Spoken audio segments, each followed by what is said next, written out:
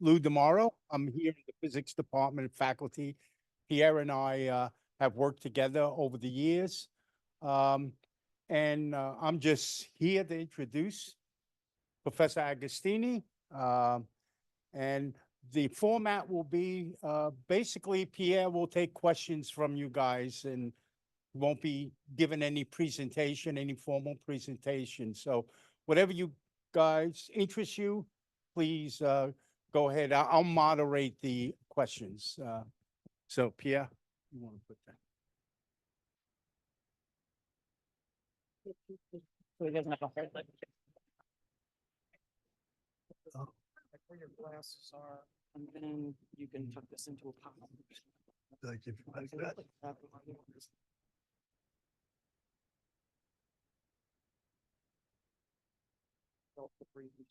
That pocket will work too. Yeah. All right. Any questions? Just raise your hand or?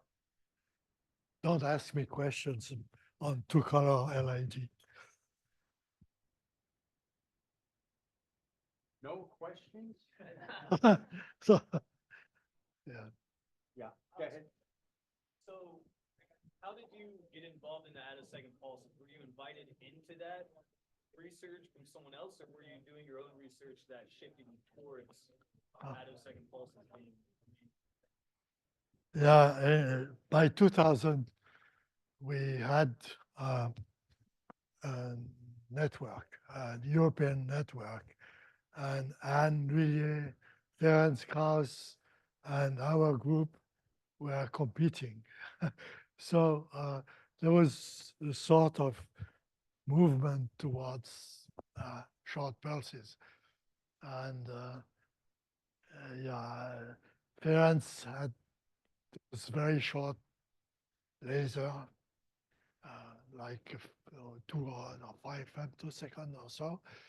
We had only the 60 or femtosecond sort of. So we had Rabbit and he had his thing. Did you have a question? Yeah.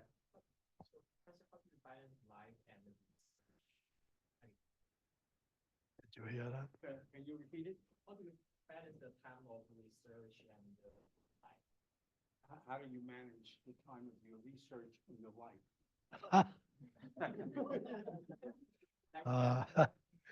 No, I'm not sure how to answer that question.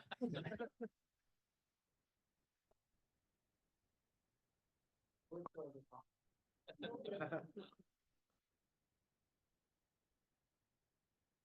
advice would you have for someone going into AMO but just starting their PhD? Yeah, AMO is my the reason of my life. Uh, yeah, I'm sure there will be, or there has been already other applications of attoseconds in solid state, for instance. Yeah, I don't want to go into the detail now. But, yeah, Chelsea, I mean, of course, there's other opportunities in AMO, attoseconds in a sense is kind of in the past. And there'll be new discoveries in the future. Where they'll be, it's never quite clear. When you were conducting this research that you won the Nobel Prize for, did you have a feeling that this was going to be something monumental, or was it just another day of something? When I won the Nobel Prize, you mean? No, when we doing the research. Oh. Like in 2001. Yeah, nobody has no idea of, winning the Nobel Prize. And even more than that, when Anne discovered the harmonics, she had no idea of, even of attosecond pulses. And one of the tricks we use was discovered at Saclay in 1979. And we had absolutely no idea of short pulses. Yeah. So it's a sort of a random walk leading to one place. Yes. How did you find the passion for physics? How do you find the passion for physics? I wanted to do math. That's a complete accident if I do physics. So not sure I answer that. I'm a math, but I Oh, he must have liked something in physics, right? I like optics. Yes. Okay, so after getting the Nobel Prize, did that change your research? Like more funding for the research? More funding, hopefully. Yeah,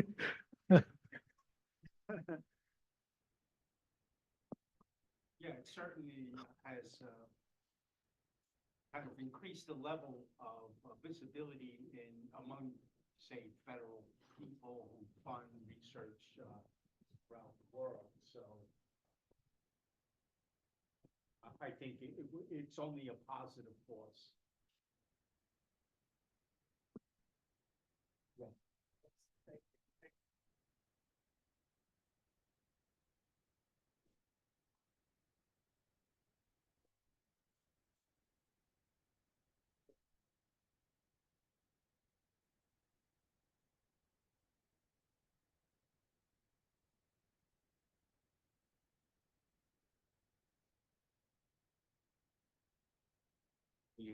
No.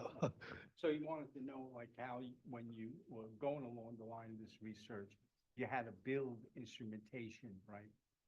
And how were those decisions made, right? In terms of like what you're gonna develop? Yeah. Basic instrumentation was a laser. Yeah. So actually, we didn't have the right laser at Saclay when we did that experiment. So we had to move to another lab. Uh,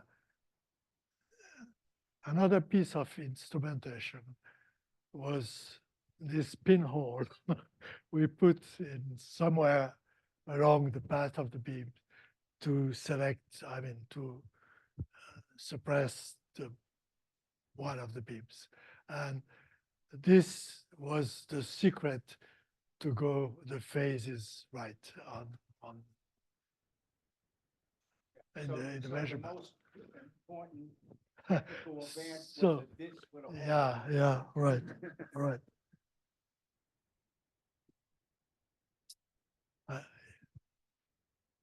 I was just curious, because I know that you were at Saclay before you came here. Part of the reason you came was because they have this forced retirement. So I was wondering, after you got the Nobel, did that affect those kinds of rules? Is it? Yes. Uh, Now they have a new room, conference room like this one, and they want to call it Agostini L'Huillier.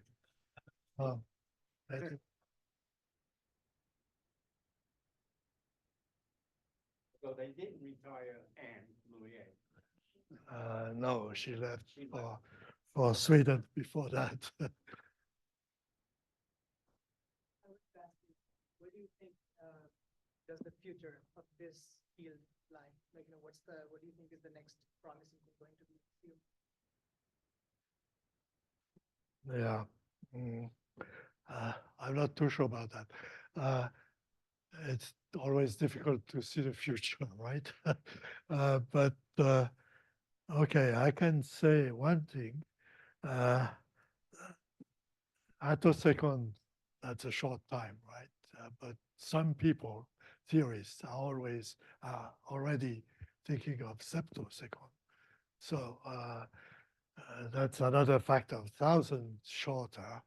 And it's not clear at all if this is possible or not, but that's one of the routes for the future, possibly.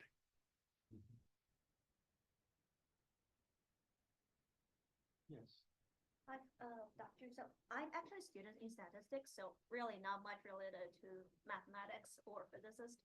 So my question gonna probably maybe a little bit stupid. So like, how would your study be applied to the real world, or how could it change the real world? Say that again. So like, how would your study apply in realistic in the real world, and how and what could it change? What's the benefit to society? Yeah. Um, all right, I might pass on this one. There are, Ferenc Krauss, other Nobel Yeah, laureate. yeah. Ferenc for the last, decade or so. They're looking at, using attosecond pulses or very short pulses of light for early cancer detection. That could be like pie in the sky, but they actually are doing it. They're doing it in Germany and they're doing it in Hungary. So, that would be a benefit. Ferenc claims. That's an application, sure. And yeah, it's not really an application of attoseconds per se. It's an application of the spectrum of attosecond pulses.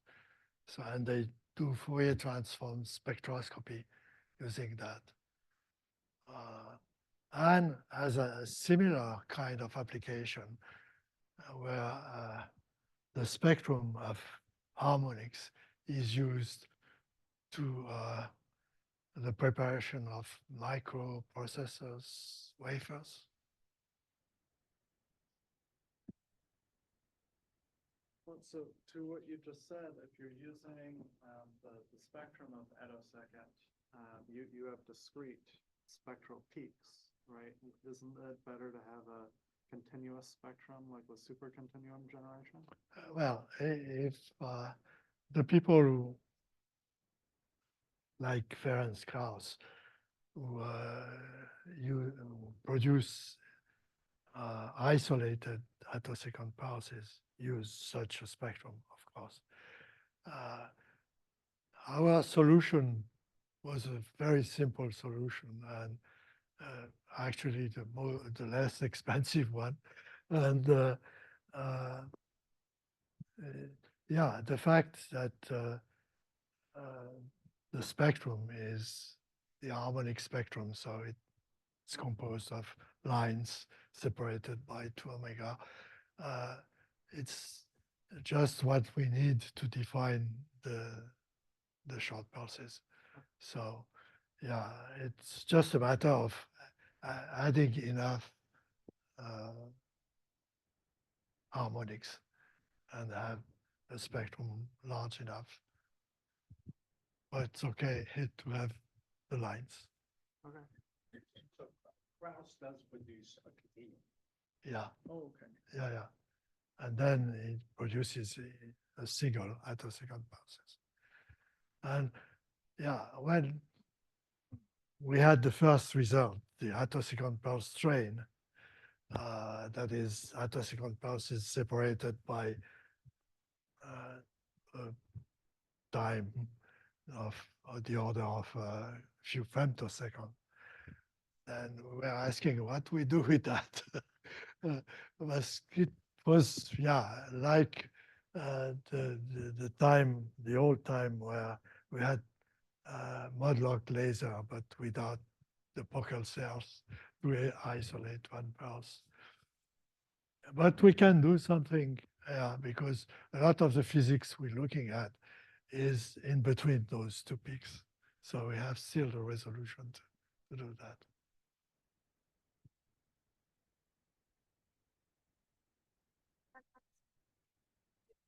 You as a role model. Are there scientists who you look to in a similar fashion? Like, who are your role models? Like, What? the students look to you as a role model. Who were your role models? I don't know. I really don't know. A bad one, I guess. Have anyone that you admired when you were starting? No.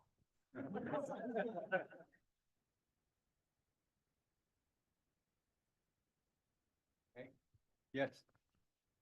While conducting your research, what was the biggest challenge that you had to face and how did you manage it? The challenge of what? During your research, Oh. what was the biggest challenge you had? Oh, you mean, in that case, yeah, the problem was how to make, I mean, this was the first time this was made. Uh, we had to use two beams. So we wanted to start from a single beam and produce two beams with a controllable delay in between them. And I think the role of Harm Müller in doing that thing is very important. And I wish he had the Nobel Prize. Yeah. What else? I think, yeah, that was one of the main challenge we had to face for this particular invention. And one thing is that this this piece of windows that we use to delay one beam with respect to the other has been given to the Nobel Prize Museum. So you can go there and watch it. If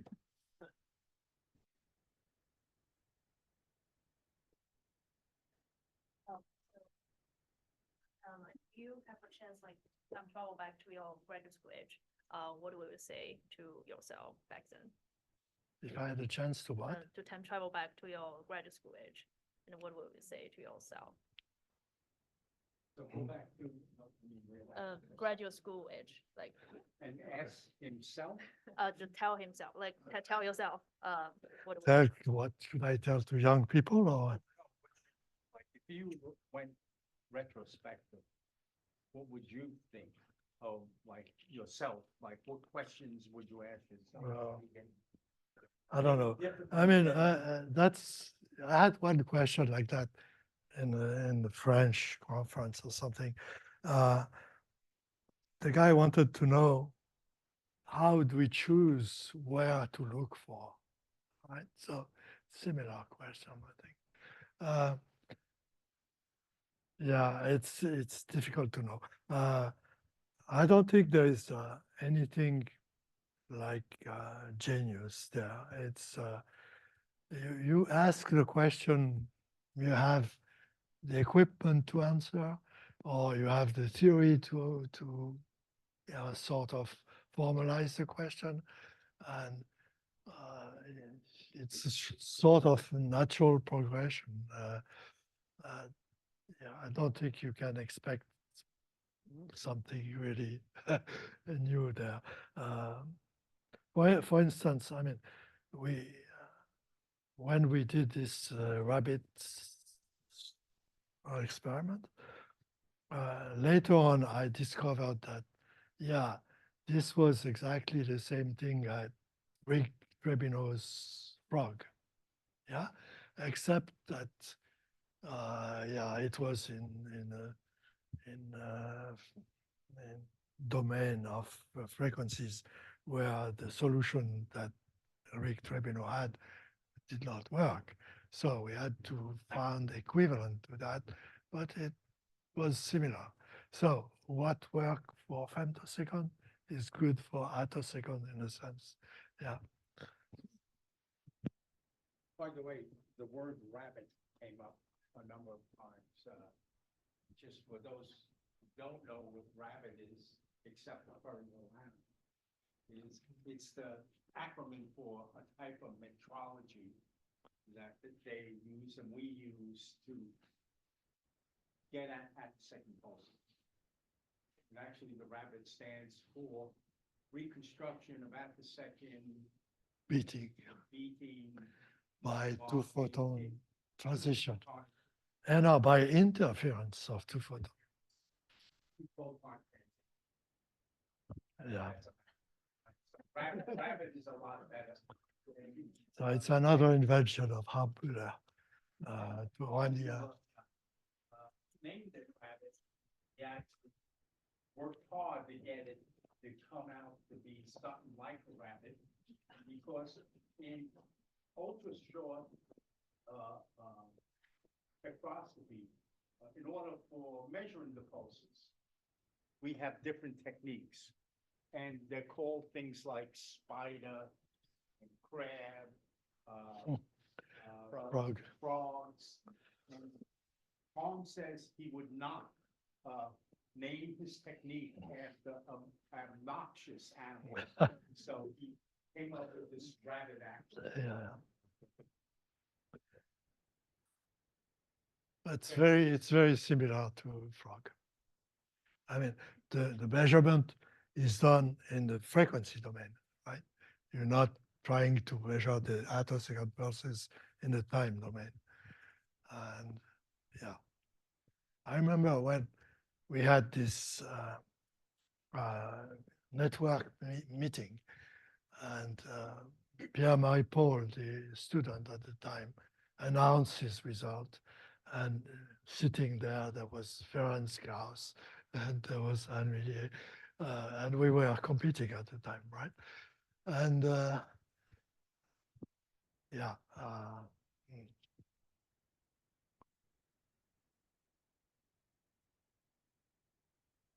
Yeah. I had forgotten that there was this network. I mean, Yeah. although I was the judge of the network, if you remember, like when Krauss was still in Vienna. Yeah, I was still in Vienna at the Technical University at the time, but we had a meeting in Paris, and yeah, that was making my student very happy. You have, Yeah, yeah, question. then I'll get you. Well, Agostini, with your amazing research, we're now able to observe and investigate processes happening at endoscopic scale. What do you think, how far do you think we are from being able to directly influence these processes happening at second scale to do breakthroughs in computing and medicine, to directly manipulate the atoms? I don't know. I don't know how far we are. Yeah, Ferenc Gauss has already an application in medicine.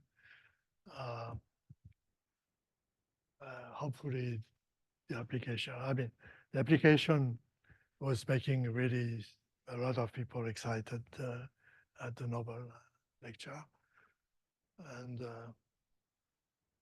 I guess it's really convincing that at least you can make Fourier transform spectroscopy of these pulses and use that to detect stuff like cancer. Yeah. Medicine, what else? Yeah, medicine computing. Oh, computer. Like there's a foundational limit to how small transistors can be. In principle, yeah.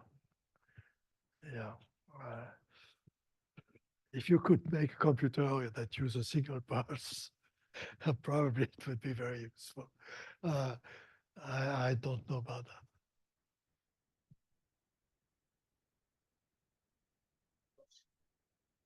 Even just use quantum say, and think about it that way. But there are some interesting applications of attosecond that have been discussed where you would generate entangled photons. And then because you have XUV, short wavelength radiation, that's what you want if you're going to image, right? Do microscopic imaging. And if they can entangle the photons, in principle, they can get beyond the diffraction limit by a factor of 2. So no one's done that, by the way, okay? But they're discussing. You have a question? In general, when the tools become available, ideas to use them sort of bloom. Question there. What research is going forward Say that again? What research are you thinking of doing going forward? What vision? For the next 10 years. I don't know. We have some projects in the lab. We're kind of old and we don't think much beyond now, like 1 or 2 years. So we'll do that research in the lab. That's our interest right now. Some of them, some of the experiments are very, we find interesting intellectually. That's So why did you choose OSU to work, and what's your biggest achievement after your position at OSU? What is my what? so why did you come to Yeah, OSU yeah. to work? And Oh. what's the biggest achievement? All right, because I knew him. Yeah, he had come to OSU a year or two before, maybe. Actually, a semester. Yeah. And between my retirement and coming to OSU, there was 2 or 3 years where I was roaming around the world and looking for a job in some sense. But what was this other? And also, what's the biggest achievement after you work at OSU? What is the biggest achievement Yeah, after you work here. What here? Yeah. What's the biggest achievement while we were working here? I worked a lot on the strong field physics, the so-called strong field physics, and more recently worked on applications of attosecond. Like, it's also an application of the strong field physics, the recollision physics, so-called recollision physics, and we have a paper out in visual letters and waiting for referees. So what would you say was the most important work? While we were here? Yeah, I think the scaling, like teaching the world how the physics scales, right? I think that was kind of general and broad. the physics of strong field. I mean, based on citations like generating harmonics from something, it seems that. Okay. Well, I don't know why, even though we did it. That's another application, yes. Yeah. I think the method used within your paper would be like Sorry, I don't hear you. Can you hear? So the techniques used in the paper, are they capable of? Rabbit? Shorter life. So Can you go shorter? can you go shorter is the question. Going shorter. I mean, people have not tried really to go shorter with that technique, to go very short. The shortest pulse currently is 43 attosecond.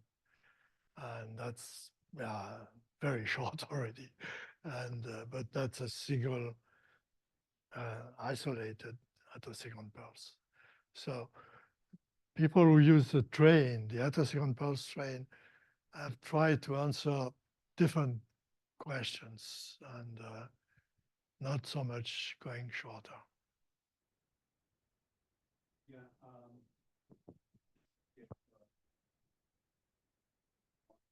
perspective. And I think this is also Pierre's perspective. I mean, we're physicists and we're not interested in making the shortest pulse in the world because, it gets in the Guinness Book of Records. We're interested in making tools that will allow us to study physics. And the attosecond was a natural place to be because it's the natural time scale of the electron. Okay, pushing shorter, where is there interest in physics? Well, I guess it's in the nuclei somewhere. And whether people are motivated enough that they think it's worth pushing in that direction, then perhaps it will happen. But right now, going shorter lives in the minds of theorists, not experimentalists.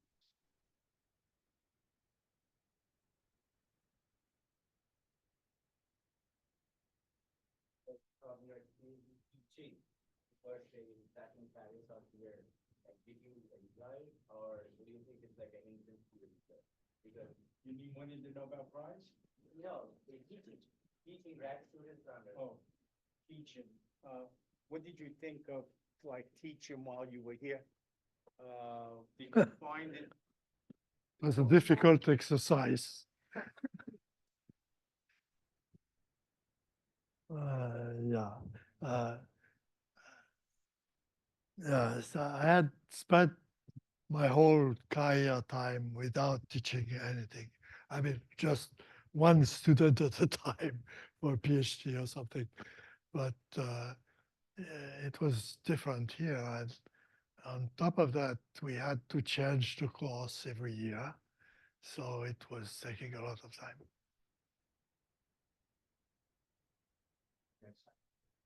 Then I'll get to you. Oftentimes, what the public hears about physics and science in general are always the applications, but do you have any thoughts on the merits of conducting research for the sake of research? It's a question similar to that one. I think, yeah, I agree. We should not think about applications. And you should work on a problem that makes sense physically and for which you have some input or some, yeah, don't worry about applications. I mean, that's what I would tell people. We'll worry about applications if that's what interests you. Let's see,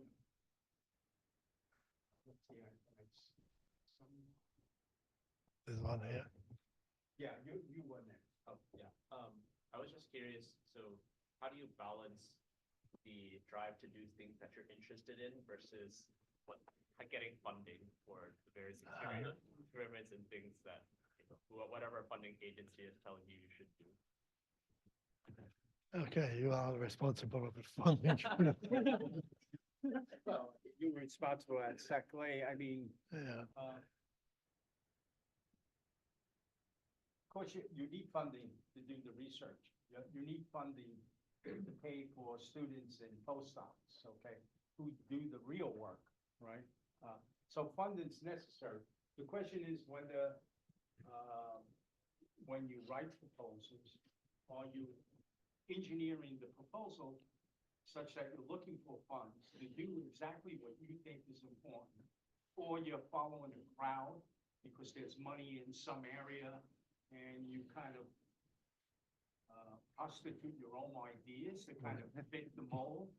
And so I think we've been very successful about getting funding to do exactly what we want to do. So we always had funding from the Department of Energy, the National Science Foundation, the Air Force, and the Army. So we were very. Thank you. It's a funny story. When it was announced that he won the Nobel Prize, I get a call from one of the Department of Energy people, and they wanted to take credit for you. So what they did is, I guess some of the people, some of the bureaucrats do some search, but the search only lists the first author of the proposal.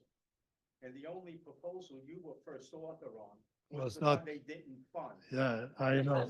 I remember. The bureaucrats find like this guy Agostini, he wrote a proposal 20 years ago and we didn't fund him. And I explained to them, look, he was the second author on all the ones you did fund us on. So they were happy about it. Right. Yes. So, since you just mentioned about not worrying about applications, how do you write a grant without appealing to applications? Well, when you do that, you normally mention at least one applications in one domain. Yeah. And yeah, There's for one other us, the natural domain is there more. So even, I mean, doing this experiment that we did on clocking the electron that goes accelerated by the field and comes back and being extract another electron. This was an application. Yeah. So we applied the rabbit technique and everything. So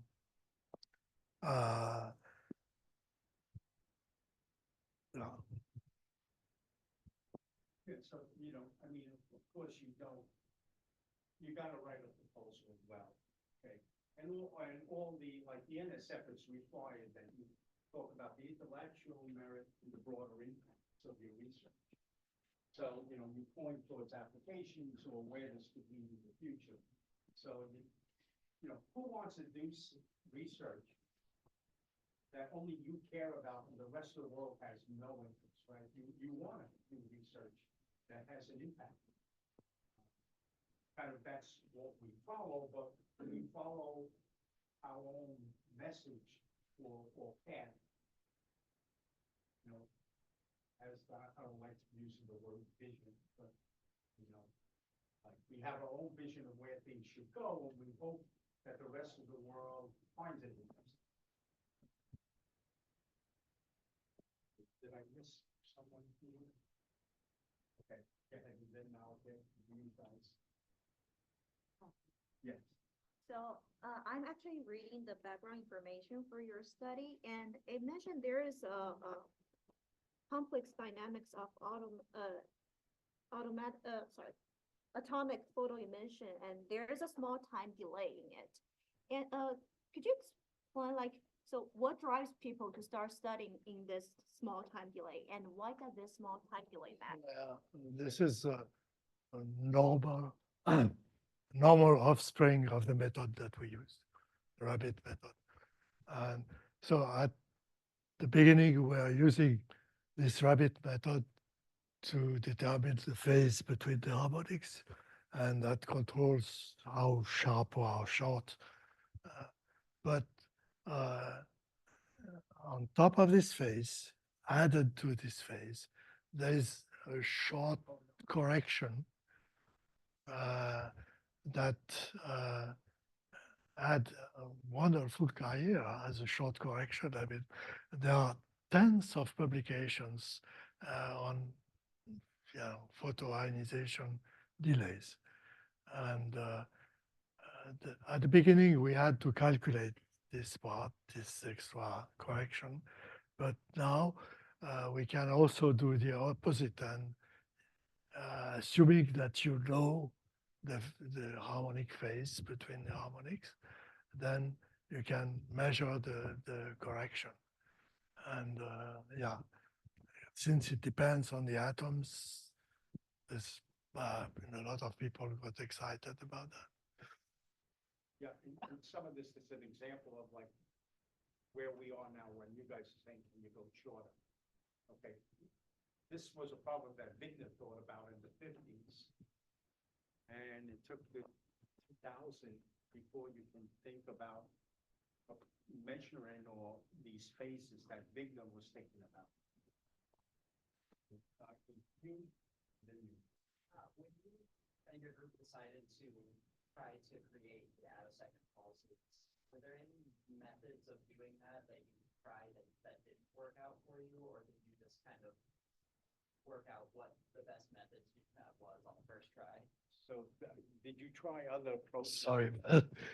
Did you try other approaches to the attosecond that failed and then you wind it up?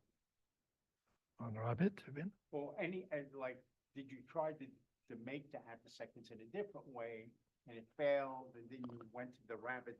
No, no, we did not. Okay, harmonics were there since 1987. In 92, that's 5 years after, there was a paper by two Hungarian guys who said, oh, look at the spectrum.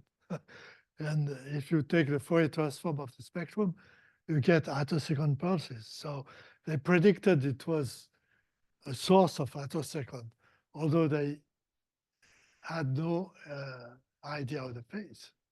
And without the phase, this is just an exercise. And so, yeah.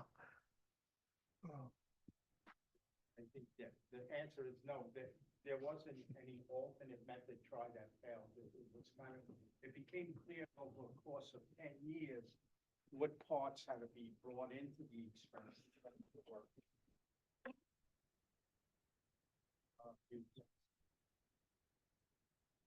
You are also a great experimentalist as a great You hear that? Was you, Yes, was you moving from mathematics to physics? When for you to explore fraction? Yes, but so, you know, you're a great experimentalist and also a theoretician. And say, could you repeat the last And one? was he moving from math to physics, just a way for him to escape the abstraction of math? So what made him move away from math towards physics? Yeah, like in the beginning, like what? Oh, when I started university, and I wanted to do math, but they discouraged me. They say, "Oh no, math is too hard." So I took physics.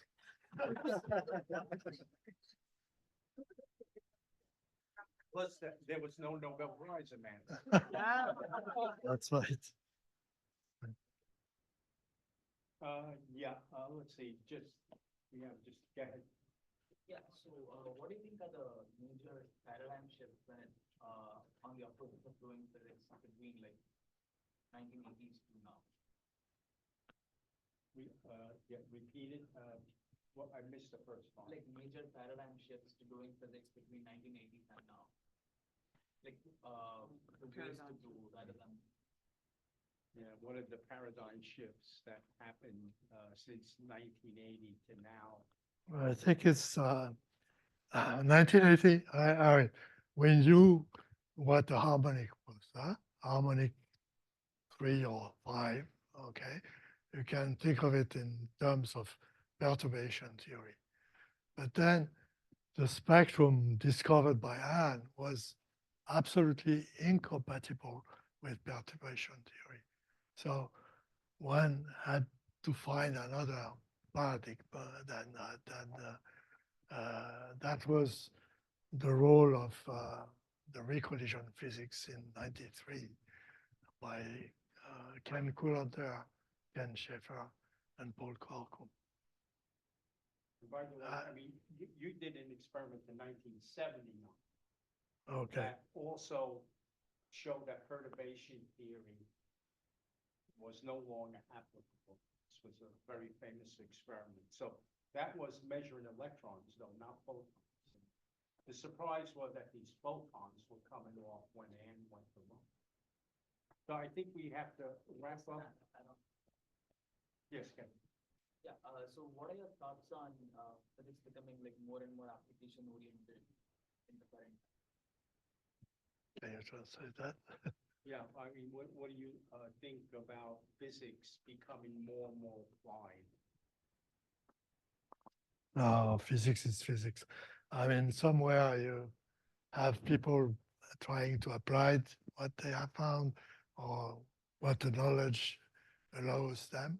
And some other people, yeah, keep asking questions, and the questions, if they are answered, lead to other questions, and this is physics. Okay, we have to wrap up because the room's got to be used. First, let's all thank Professor.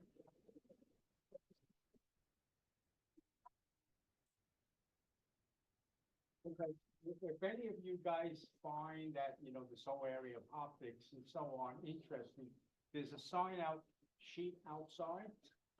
We're forming a student chapter of Optical, which is the professional society that all things optics, from fundamental to very applied.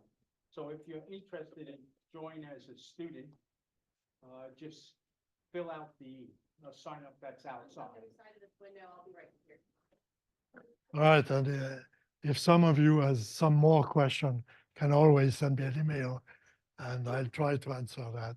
And please, I'd like to thank Lou DiMauro because thank